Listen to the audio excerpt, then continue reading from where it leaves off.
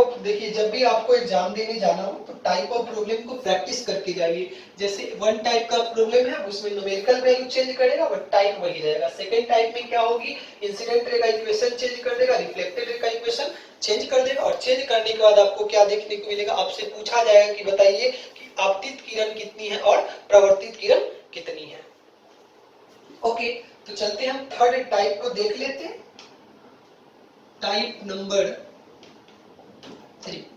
Third type का question कैसे है, देखिए कभी कभी आपसे पूछा जाता है क्वेश्चन में कि मानते हैं कि हमारे पास दो दर्पण है और दो दर्पण के बीच का एंगल, जैसे यहाँ पे देखिए हमारे पास 2 मिरर्स हैं और दो मिरर एक दूसरे से थीटा डिग्री के एंगल पे प्रेजेंट है, और आपसे यह पूछा जाए कि बताइए दो दर्पण के बीच का कोण कितना लिया जाए ताकि आपतित किरण प्रवर्तन के बाद पुनः उसी पथ में चली जाए। मतलब आपको पता है कि कोई भी रे अगर सेम पाथ से रिटर्न होकर चली आती है तो उसका क्या होता है, विचलन कोण का मान 180 डिग्री होता है। जैसे पहले हम इस क्वेश्चन को लिखते हैं कि क्या है यहाँ पे,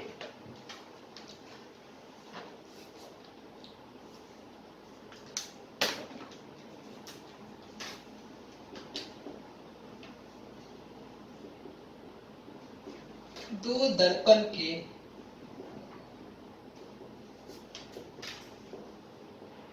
बीच का कोण ज्ञात करें यदि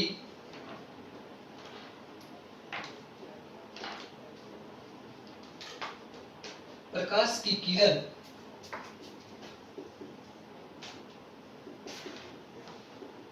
प्रवर्तन के बाद सेम पाथ पर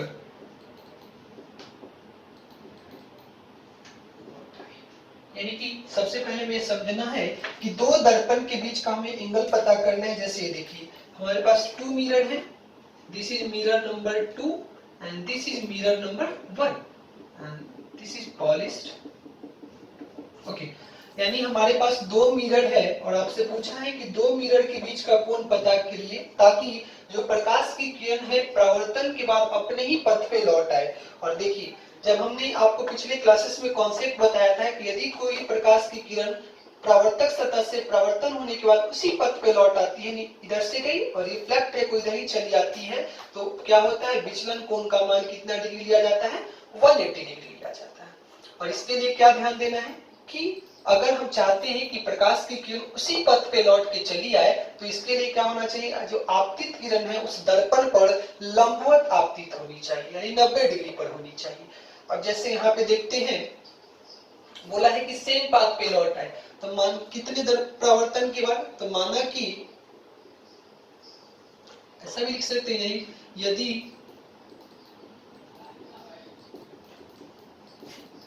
प्रवर्तन की संख्या n हो, और n का वैल्यू क्या क्या हो सकता है, 2, 3, 4 कुछ भी, मतलब आपसे कहना यह चाहता है कि दो दर्पण के बीच का आप कोण निकालिए ताकि प्रकाश की किरण दो प्रवर्तन के बाद बाहर चली आए, मतलब उसी रास्ते पे चले। कभी कभी आपसे पूछा जाता है कि 3 प्रवर्तन के बाद उसी पथ पे चली आए, फिर 4, फिर 5, फिर 50, कुछ भी हो सकता है। बट हम यहाँ पे क्या पढ़ने वाले हैं, हम पहले 2 का डिस्कशन करते हैं, पुनः 3 का डिस्कशन करेंगे और उसके बाद आपको एक छोटा सा ट्रिक बताएंगे जिससे आप किसी भी प्रकार का परिवर्तन हो, 5, 10, 50, आप किसी के लिए आंसर यहाँ पे निकाल सकते हो। तो ठीक है, अब सबसे पहले हम क्या करते हैं, 2 प्रवर्तन के लिए इसको डिस्कस करेंगे, पुनः हम इसको डिस्कस करेंगे 3 प्रवर्तन के लिए, फिर हम एक रिजल्ट आएगा उस रिजल्ट को एक बॉक्स में सेटअप कर लेंगे, करने के बाद उसी को हम रिमेम्बर करेंगे ताकि कोई भी क्वेश्चन पूछा जाए 2 दर्पण वाला तो हम उसे आसानी से बना सके। चलिए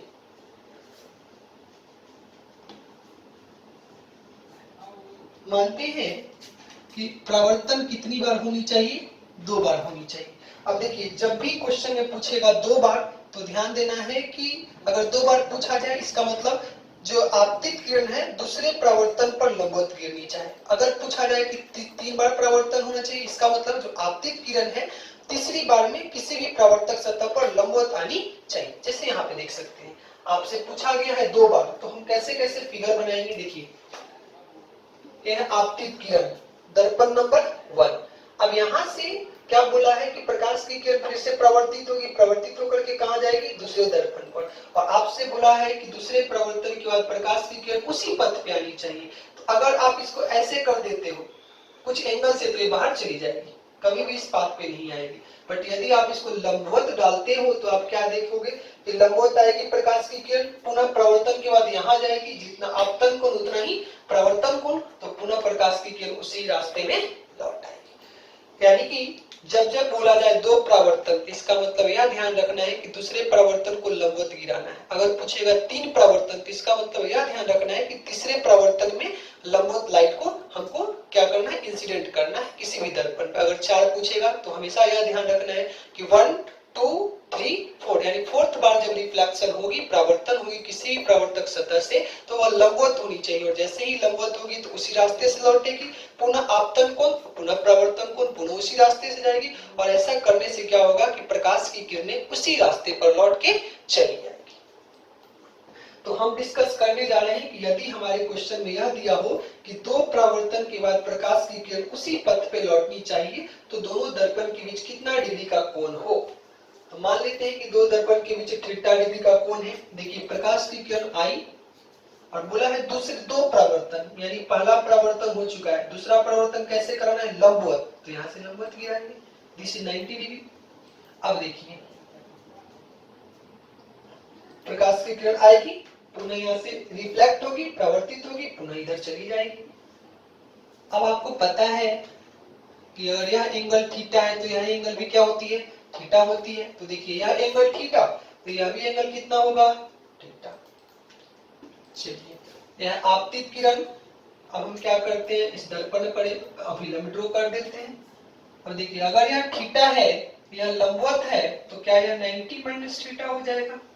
ओके अगर यह आपतन कोण है, तो आपको पता है कि जितना आपतन कोण होता है उतना ही क्या होती है, प्रवर्तन कोण होती है। पुनः और आगे चलते हैं तो जरा सा देखिए, यह जो अभिलंब है इस दर्पण पर क्या है, लंबवत है। अगर यह 90 माइनस थीटा इतना दूर, तो इतना दूर का एंगल कितना हो जाएगा, इतना दूर का एंगल थीटा हो जाएगा।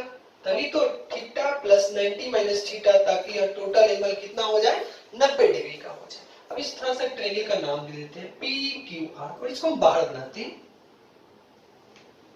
ये देखिए दिस इज 90 डिग्री, यह आपको मिला है थीटा और यह आपको मिल चुका है थीटा। यह था P, यह था Q, यह था R। और आपको पता है कि किसी भी ट्रायंगल में तीनों एंगल का सम 180 डिग्री होता है। तो क्या हम ऐसा लिख सकते हैं, theta plus 90 degree is equals to 180 degree. सही है, थीटा प्लस ये थीटा, यह थीटा और यह 90 degree, that is equal to 180 degree. तो यहाँ से आपका रिजल्ट आया 2 theta is equals to 90 degree और थीटा का वैल्यू 49 डिग्री। देखिए यह रिजल्ट ना आपको हमेशा याद ही कर लेना है, क्योंकि ऑब्जेक्टिव में डायरेक्ट पूछ दिया जाता है कि बताइए यदि दो दर्पण के बीच का कोण कितना हो ताकि प्रकाश की किरण उसी पथ पे लौट के चली जाए, तो उसके लिए कितना डिग्री का आंसर होना चाहिए, 45 डिग्री। ओके अब हम डिस्कस करने जा रहे हैं कि ठीक है प्रकाश की किरण फिर से पूछा जाएगा कि अपने ही पथ पे लौट के चली आए, बट इस बार कितना परावर्तन होना चाहिए, इस बार परावर्तन की संख्या 3 होनी चाहिए। तो चलिए अब उसके लिए फिगर ड्रॉ करते हैं। और देखिए जहां जहां आपको लगे कि वीडियो में आपको समझने में प्रॉब्लम हो रही है, तो वीडियो पॉज करें, बैक जाएं या वीडियो को दोबारा देखिए, तब जाकर के सारे कॉन्सेप्ट आपको क्लियर हो जाएंगे। अब चलते हैं अगले केस की तरफ। अगली बार आपसे पूछा गया है, मानते हैं कि परावर्तन कितनी बार होना चाहिए, 3 बार होना चाहिए। तो यह है दर्पण नंबर 1 और यह है दर्पण नंबर 2। फिर से आपसे पूछा है कि बताइए दो दर्पण के बीच कितना डिग्री का कोण हो ताकि प्रकाश की किरण परावर्तन के बाद पुनः अपने ही पथ पे लौट के चली जाए। चलिए यहाँ पे आते हैं, यह है आपतित किरण, यह है आपकी आपतित किरण, यह है आपकी आपतित किरण। अब आपसे बोला है कि कितना प्रवर्तन होना चाहिए, 3। इसका मतलब तीसरी बार जब प्रवर्तन होगा तो उसको सतह के लंबवत करना है। तो यहाँ से आएगी लाइट, ऐसे चली आएगी। अब देखिए यहाँ से लाइट प्रवर्तित होकर इस सतह पे जाएगी, बाहर भी जा सकती है, बट हम इसको ऐसे इंसिडेंट करेंगे कुछ कोण पे, तो यह प्रकाश की किरण इधर आएगी। बट ध्यान क्या देना है कि तीसरे परावर्तन यानी कि तीसरे परावर्तन में दर्पण के सतह पर हमको प्रकाश की किरण को लंबवत डालना है। तो यहाँ से प्रकाश की किरण क्या होगी, लंबवत चली जाएगी। मानते हैं कि यह लंबवत है। अब देखिए प्रकाश की किरण ऐसे आई, प्रवर्तन होकर यहाँ आई, पुनः प्रवर्तन होकर यहाँ आई, और जैसे ही लंबवत होगी तो पुनः यहाँ से प्रवर्तन होकर यहाँ, और चूंकि जितना आपतन कोण होगा उतना ही प्रवर्तन कोण होगा, तो पुनः यहाँ, पुनः जितना आपतन कोण उतना ही प्रवर्तन कोण, तो पुनः प्रकाश की किरण उसी रास्ते पर लौट के चली आएगी। तो बस कॉन्सेप्चुअल पॉइंट यहाँ है, ध्यान यही देना है कि कितना बार प्रवर्तन होना है। अगर बोलेगा 2 बार तो इसका मतलब दूसरा प्रवर्तन लंबवत करना है, यदि पूछेगा 3 बार तो इसका मतलब तीसरे प्रवर्तन को किसी भी दर्पण के सतह पर हमको लंबवत कराना है, तब प्रकाश की किरण उसी रास्ते पर लौट के चली आएगी। ओके, अब जरा सा देखिए हम लंबवत ड्रॉ करते हैं, यह है अभिलंब, किस पर? दर्पण 1 पर, तो इसका नाम दे देते हैं अभिलंब है दर्पण 1 पे। उसी तरह से यह अभिलंब किस पे है? यह भी अभिलंब है किस पे? तो दर्पण 2 पे। यह दर्पण 1 पे अभिलंब है, यह दर्पण 1 पे अभिलंब है, यह दर्पण 2 पे अभिलंब है। चलिए अब यह एंगल थीटा है तो फिर से यह एंगल कितना हो जाएगा? थीटा। और यह एंगल थीटा है और यह अभिलंब है तो टोटल 90 डिग्री, और यह थीटा है तो यह कितना डिग्री हो जाएगा? 90 माइनस थीटा। और जितना आपतन कोण उतना ही क्या होती है? प्रवर्तन कोण होती है, तो 90 माइनस थीटा। ओके, अब फिर से चलेंगे यहाँ पे, चूंकि यह अभिलंब है मतलब लंबवत है किस पे? दर्पण 1 पे, तो यह अगर 90 माइनस थीटा है तो बचा कोण कितना हो जाएगा? थीटा। तभी तो थीटा प्लस 90 माइनस थीटा, तो टोटल कोण कितना डिग्री होना चाहिए? 90 डिग्री होना चाहिए। तो चूंकि यह थीटा मालूम हो गया, अब देखिए हम ट्रायंगल का कुछ नाम देते हैं, पी क्यू आर, और बारी बारी से ट्रायंगल में चलते हैं। सॉरी, ऐसे है ट्रायंगल, यह 90 डिग्री, यह एंगल मान लेते हैं कि x डिग्री है, और यह आपका थीटा है। यह टोटल एंगल को कितना मान लेते हैं? x degree. सही है। अब क्या देखने को मिलेगा? Theta plus x plus 90 degree equals to 180 degree. यहाँ से x का वैल्यू कितना मिला? 90 माइनस थीटा, यानी यह टोटल कोण है 90 माइनस थीटा, तो ये बचा कोण कितना है? 90 माइनस थीटा बाई 2, और यह भी कितना हो जाएगा? 90 माइनस थीटा बाई 2। क्यों? क्योंकि जितना आपतन कोण होता है उतना ही प्रवर्तन कोण होता है। तो अगर यह टोटल कोण x डिग्री कितना है? 90 माइनस थीटा, तो आधा कितना हो जाएगा? 90 माइनस थीटा बाई 2, और यह आधा कितना हो जाएगा? 90 माइनस थीटा बाई 2 हो जाएगा। ओके,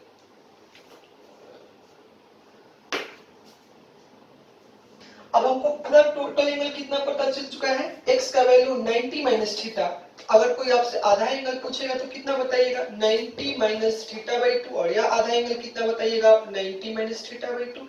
अब यहाँ पे चलते हैं, यह एंगल है 90 माइनस थीटा बाई 2, यह भी एंगल 90 माइनस थीटा बाई 2, और आप देख क्या पा रहे हो? यह भी तो अभिलंब है किस पे? दर्पण 2 पे। अगर दर्पण 2 पे अभिलंब है तो आपको पता है कि मान लेते हैं कि ये जो एंगल है छोटा वाला, इसको y मान लेते हैं।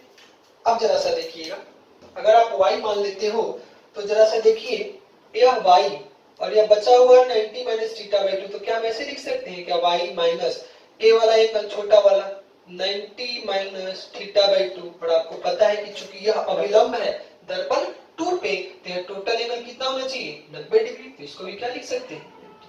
फिगर में भले ही 90 डिग्री नहीं है, बट हमने इस पे अभिलंब डाला है, तो अभिलंब हमेशा प्रवर्तक सतह पर क्या होती है? लंबवत होती है। तो यहाँ से y का वैल्यू क्या निकल के आएगा? तो देखिए 90 माइनस थीटा बाई 2, और जैसे ही आप करोगे तो देखिए 90 माइनस 45 प्लस थीटा बाई 2, और लास्टली जो रिजल्ट आएगा वह 45 प्लस थीटा बाई 2 चला आएगा। यानी कि हमको x भी मालूम हो गया, हमको y भी मालूम हो गया। और यहाँ पे ट्रायंगल का नाम क्या था? P, Q और R। अब हम क्या करते हैं? इस ट्रायंगल को ड्रॉ करते हैं, थीटा, R और S को।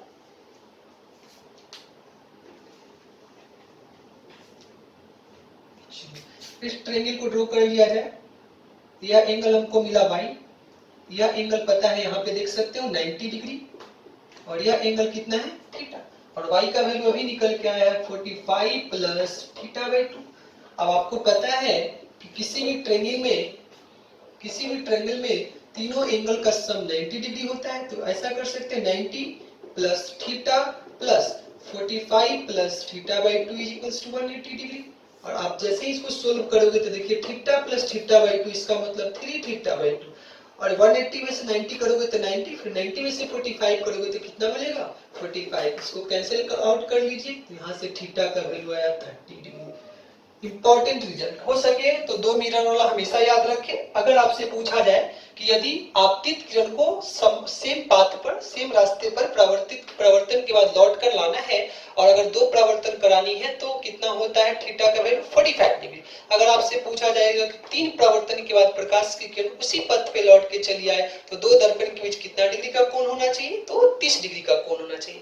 पर यहाँ देख सकते हो आप, अगर हमने दो के लिए इतना फिगर बनाया, दो के लिए इतना फिगर था, थ्री फिगर के लिए इतना फिगर था, अगर मानते हैं कि प्रवर्तन 4 बार होनी चाहिए तो फिगर थोड़ा सा कॉम्प्लिकेटेड हो जाएगा। अब हम क्या करेंगे, इन्हीं दो रिजल्ट के आधार पर एक छोटा सा आपको हम ट्रिक बताते हैं कि मान लिया कि एग्जाम में आपसे ऑब्जेक्टिव पूछते हैं, आज जनरली ऑब्जेक्टिव पूछा जाता है कि दो दर्पण के बीच का कोण बताइए जब प्रवर्तन 2 बार हो और प्रकाश की किरण उसी रास्ते पर लौट के चली आए, तो इसको तो रिमेंबर ही कर लेना है 45 डिग्री। अदरवाइज आप लोग एक ट्रिक याद रखें,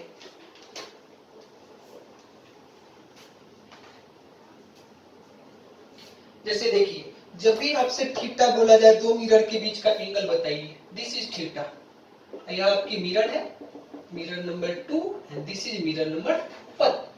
थीटा इक्वल्स टू फॉर्मूला हो गया पाई बाई 2 इंटू एन। अब बारी बारी से जो भी रिजल्ट आया उसे पुट करके देखते हैं कि क्या आंसर सही था। तो फर्स्ट केस, इफ आपको पहले केस में कितनी बार प्रवर्तन करना था, 2 बार, जैसे ही आप यहाँ दो पुट करोगे तो 2 to 4 pi by 4 equals to कितना डिग्री आंसर आया 45 degree. This is the theta का वैल्यू और यही आप हमारा आंसर भी आया था।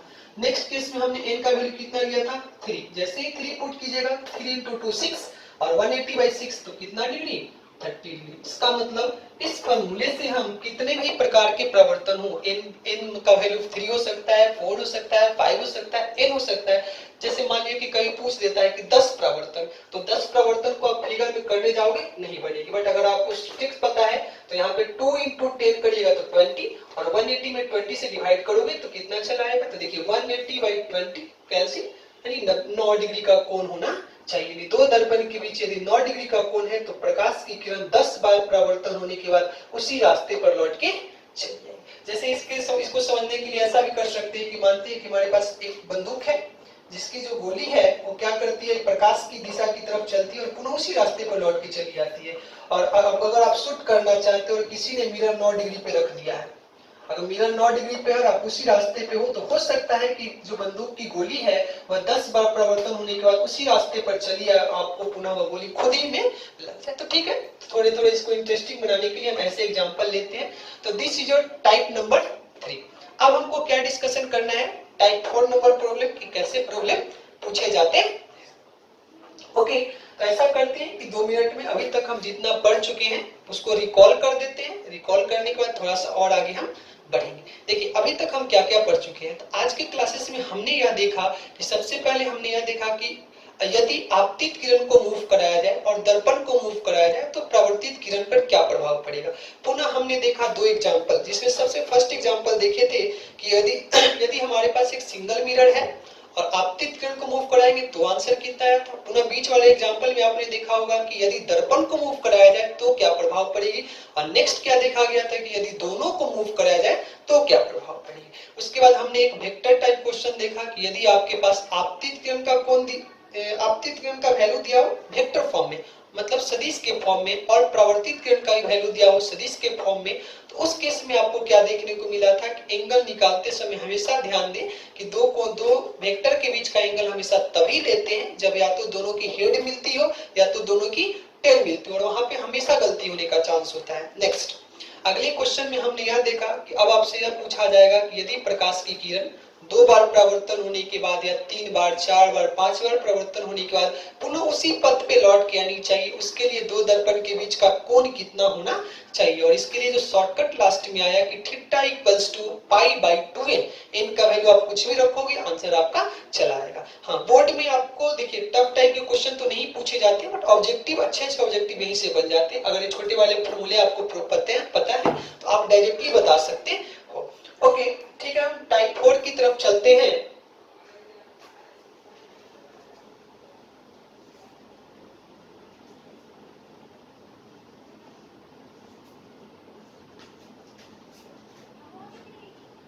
टाइप 4 का प्रॉब्लम। अब देखिए टाइप 4 प्रॉब्लम में क्या है कि हमारे पास एक मिरर है और यहाँ पर एक ट्री है और यहाँ पर आपकी एक मंकी है,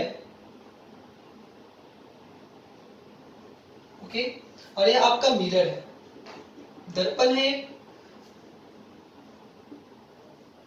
क्या होता है कि यह आपतित किरण है और यह प्रवर्तित किरण है और यह आपका क्या है, अभिलंब है, ओके। अब इस क्वेश्चन में क्या क्या दिया है, जैसे देखिए एक मंकी है, मतलब एक बंदर है जो इस पेड़ पे कुछ ऊंचाई पे बैठी हुई है। क्या होता है कि एक बच्चा यहाँ से प्रकाश की किरण भेजता है, प्रकाश की किरण प्रवर्तन होने के बाद बंदर के पास चली जाती है और आपको पता भी चल रहा होगा कि जब प्रकाश की किरण यहाँ जाएगी तो इस पर एक धब्बा सा बनेगा। अब यह बच्चा क्या करता है, या अब इसका छोटा भाई आता है और इस दर्पण को मूव कराना शुरू कर देता है। इस दर्पण को मानते इस ट्री पे बैठी हुई है। अब क्या करता है कि एक बच्चा यहाँ पे खड़ा है और उसका छोटा भाई यहाँ पे खड़ा है। अब क्या करता है कि जैसे ही यह प्रकाश की किरण आपतित किरण यहाँ से भेजता है तो प्रकाश की किरण प्रवर्तन के बाद कहाँ जाएगी, ट्री पर, और यहाँ पे एक व्हाइट धब्बा यानी कह सकते हैं प्रकाश का धब्बा बनेगा। अब छोटा भाई इसका क्या करता है कि दर्पण को मूव कराना शुरू कर देता है और आपको पता है कि जैसे ही किसी दर्पण को मूव कराते हैं तो इसका प्रभाव प्रवर्तित किरण पे भी पड़ेगा। तो कुछ समय बाद आपको देखने को क्या मिलेगा कि यदि दर्पण को मूव कराया जाए तो यह लाइट जो है पहली बार यहाँ आई थी, अगली बार यहाँ आएगी, पुनः यहाँ आएगी, पुनः यहाँ आएगी, यहाँ आएगी। और यह बंदर क्या करता है, जैसे जैसे यहाँ पे लाइट जलती है यह नीचे आता है, यहाँ जलेगी तो चलना शुरू करेगा, यहाँ जलेगी तो पुनः यह नीचे आएगा, यहाँ जलेगी तो फिर नीचे आएगा। तो क्या देखने को मिल रहा है कि जैसे जैसे ए ओमेगा मूव कर रहा है, मतलब कह सकते हो कि हमारी दर्पण मूव कर रही है, तो देखा क्या जाएगा कि ये धब्बा ऊपर से नीचे आएगा और इसको देख करके बंदर नीचे आता है। और आपके क्वेश्चन में क्या पूछा गया है कि बताइए यदि दर्पण 10 डिग्री या 20 रेडियन पर सेकेंड से मूव करती है तो बताया जाएगा कि बंदर का स्पीड क्या होगा। तो देखिए इस टाइप के क्वेश्चन, ये बहुत अच्छा क्वेश्चन है, कॉन्सेप्चुअल क्वेश्चन है और ये जानते हो तभी बना पाओगे जब आप पिछले प्रीवियस वीडियो को देख पाए हो। आपको पता होना चाहिए कि यदि दर्पण मूव करती है तो परावर्तित किरण कितने स्पीड से मूव करती है। अगर आप उसको उस वीडियो को देख पाए हो तो क्वेश्चन आपसे बनेगा, अदरवाइज नहीं बनेगा। हाँ, जब भी दिक्कत हो तो आपको करना क्या है, वीडियो को पॉज करना है, पॉज करके बैक जाना है या उसको अच्छे से समझना है। चलिए लास्टली हम फिर से क्या करते हैं, इस क्वेश्चन को एक बार और समझा देते हैं, पुनः इसका सॉल्यूशन निकालेंगे। देखिए क्या है कि जैसे आप सोच सकते